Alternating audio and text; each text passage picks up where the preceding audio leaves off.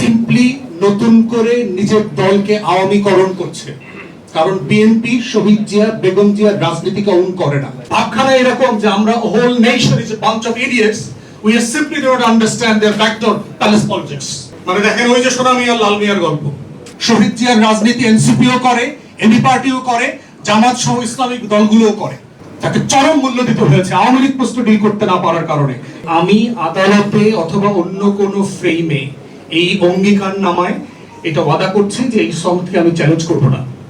দেখেন আমার ল্যাবের ফ্রেন্ড শিশির গতকালকে বলেছে গুরুত্বপূর্ণ প্রত্যেকটা সংস্কারকে সে চ্যালেঞ্জ করেছে আদালতে, ব্যাকডোর দিয়ে করছে। ভাবখানা এরকম যে আমরা whole nation is a bunch of idiots, we are simply do not understand their backdoor palace politics. আমরা কেউ কিছু বুঝতে পারছি না, না আমরা তো কিছু করিনি। আরে ভাই কে মামলা করতেছে, কোন চেম্বারে মিটিং হইতেছে, কোন স্ট্যান্ডিং কমিটির মেম্বার কি লেখা দিতেছে, এগুলো সবই তো আমরা জানি। আমরা চাইল্ডের সিদ্ধ করে খাই না। তাহলে এই যে রিপিটেডলি আপনি একটা ন্যাশনাল প্লেজ, যেভাবে শেখ মুজিব আওয়ামী লীগ আমার স্বাধীনতা মুক্তির লড়াইতে অন দ্য ফার্স্ট টাইম সে ক্ষমতা আসার সাথে সাথে আমার স্বাধীনতা ঘোষণাপত্রের সাথে বেইমানি করেছে, 91 এবং 2008 মিলিয়ে বিএনপি এবং আওয়ামী লীগ আমাদের তিন দলীয় জোটের রূপরেখার সাথে যে ন্যাশনাল প্লেস ছিল সেইটার সাথে বেইমানি করেছে। 111 এর সময় কিন্তু আওয়ামী লীগের প্লেস ছিল, ডক্টর আকবর আলী খান থেকে শুরু করে যারা যারা রিফর্ম কমিশনে কাজ করেছেন তাদের যে শতাধিক প্রস্তাবনা ছিল, ওয়াদা ছিল আওয়ামী লীগ ক্ষমতা সেগুলো সব করবে। 23টা কি 26টা করেছে অফ দেয়ার কনভিনিয়েন্স, তাদের সুবিধা মতো করেছে, বাকিগুলো করেনি। এবং এখনো দেখেন ওই যে কালকে শেষে বলেছে 100 এতগুলো তো আমরা মেনে নিয়েছি। কোনগুলো মেনে নিয়েছে? ওই যে শহীদ সালাউদ্দিন কাদের চৌধুরীর একটা দুষ্ট গল্প আছে, দেখবেন সোনা মিয়া আর লাল মিয়ার কথা বলছে না, জমি ভুল নামে রেজিস্ট্রেশন হয়ে গেছে, যেখানে যেখানে বিচারপতির বয়স বাড়ছে সংশোধনী বাতিল, বিচারপতির বয়স ঠিক আছে। জুলাই জাতীয় সনদ সংবিধানে নাই, তবে নির্বাচনের অধ্যাদেশটা সঠিক, এটা আইনসম্মত। গণভোটের আদেশ অধ্যাদেশ এগুলো নিয়ম মাফিক হয় নাই, তবে ভোট 50-51% ভোট যেটা হয়েছে এটা সঠিক, সুষ্ঠুভাবে হয়েছে। এইগুলো তো সংবিধানে বলা ছিল না, 142 এর বাইরে তো আমরা অন্য কিছু যোগ বিয়োগ করতে পারবো না, তবে পঞ্চম সংশোধনী ফিরে আসবে। মানে দেখেন ওই যে সোনা মিয়া লাল মিয়ার গল্প। এখন এই কাজগুলো করতেছে যে কনস্টিটিউশনাল ফ্রেম দিয়ে একটা লিগাল একটা পলিটিক্যাল কোশ্চেনকে ডিল করার চেষ্টা করছে। তত্ত্বাবধায়ক সরকার ব্যবস্থা equally was a political question, এটা কোনো আইনি ফ্রেমওয়ার্ক ছিল না। এবং একই পলিটিক্যাল কোশ্চেনের ভিকটিম বিএনপি আওয়ামী লীগ দুজন হয়েছে because they fail to address the political reality of the country. এবং আজকে টু আর্লি যেই ফ্যাসিবাদ এবং যেই বিট্রেয়াল আওয়ামী লীগ 17 বছরে করেছে সেটা 17 দিনের মাথায় বিএনপি শুরু করেছে। ভেরি স্যাড, যেই দলটা লক্ষ লক্ষ নেতাকর্মী যেই পরিমাণ জুলুম নির্যাতনের শিকার হয়েছে গত 17টা বছর, যাদের জন্য আমরা সবাই একসাথে মিলে লড়াই করেছি, তারা কিভাবে এই জাতীয় প্লেজ ওয়াদার সাথে বেইমানি করে এত অল্প সময়ের ভিতরে, এত তাড়াতাড়ি? প্রয়োজন আছে? তাহলে কেন তারা করতেছে এই কাজটা? প্রথম কারণ এটা বোঝা দরকার যে বিএনপি পলিটিক্যাল ইনফিরিয়রিটি কমপ্লেক্স, যে আমার নেতৃত্বে আমি 24-এর মেসি ছিলাম না, 24-এর রোনালদো আমি ছিলাম না, আমার দলের কেউ ছিল না, আমার গোলে হাসিনা পড়ে নাই। এই হীনমন্যতা বোধ, শেখ মুজিবুর সিনড্রোম, এই হীনমন্যতা বোধ বিএনপি নেতৃত্বকে তারা করে ফেলছে।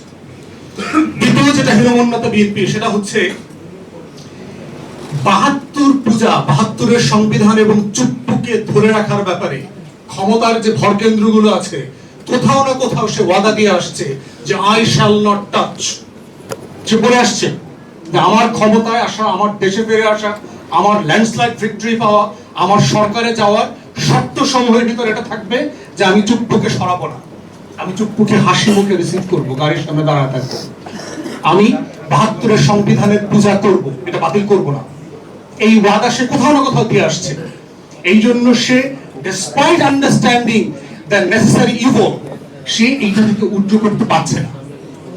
আর ভার হচ্ছে যে সে সিম্পলি নতুন করে নিজের দলকে আওয়ামীকরণ করছে, কারণ বিএনপি শহীদ জিয়া বেগম জিয়ার রাজনীতিকে অন করে না।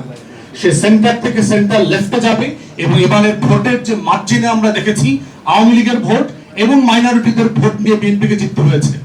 বিএনপির যে হিস্টোরিক্যাল ভোট বেঞ্চ, শহীদ জিয়ার পলিটিক্সের যেই ক্যানভাস, এই ক্যানভাস থেকে বিএনপি সরে গেছে, কারণ বিএনপির রাজনীতি আর এক্সক্লুসিভ না।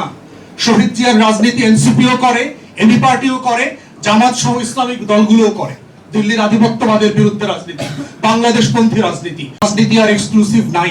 For the first time BNP সাংগঠনিকভাবে চ্যালেঞ্জের মধ্যে ছিল, কিন্তু বিএনপির রাজনীতি কখনো এই কমপ্লেক্স সিচুয়েশনের মধ্যে যায় নাই। অতএব সে বুঝতে পারছে আওয়ামী ভোটার ব্যাংকটাকে অ্যাবজর্ব করা ছাড়া তার ফিউচার পলিটিক্স নাই। অতএব এই পলিটিক্সকে সে কিভাবে অ্যাবজর্ব করবে?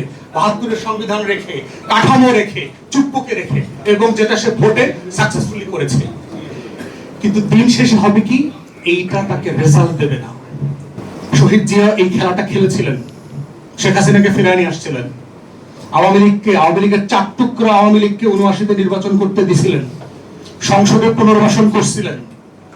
এরশাদের মতো একটা কুরাঙ্গার মুক্তিযোদ্ধা না, পাকিস্তানের স্ট্যান্ডার্ড সোলজার ছিল, তাকে সেনাপ্রধান করেছিলেন। Despite all the request from different quarters, তাকে সেনাপ্রধান করা উচিত না, তারপর করেছিলেন।